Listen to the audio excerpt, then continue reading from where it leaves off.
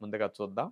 Doctor Manthena's launch pack open చేసిన తర్వాత నలగకుండా ఉండాలంటే బిస్కెట్స్ అన్నిటికంటే పైన పెడతారు కాబట్టి ముందు అవే వచ్చాయి.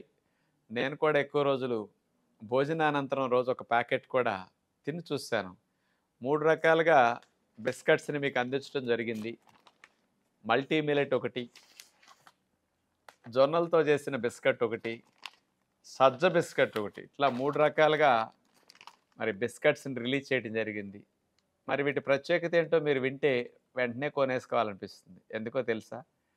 బయట బిస్కెట్స్ అన్నీ కూడా గోధుమ పిండితో చేస్తారు. ఎక్కువ భాగం మార్కెట్‌లో అయితే మైదాతో చేస్తారు. అసలు గోధుమ అనేది లేకుండా గ్లూటెన్ ఫ్రీ బిస్కెట్స్ ఇవి. మరి బిస్కెట్స్ అంటే బటర్ ఏస్తారు కదా!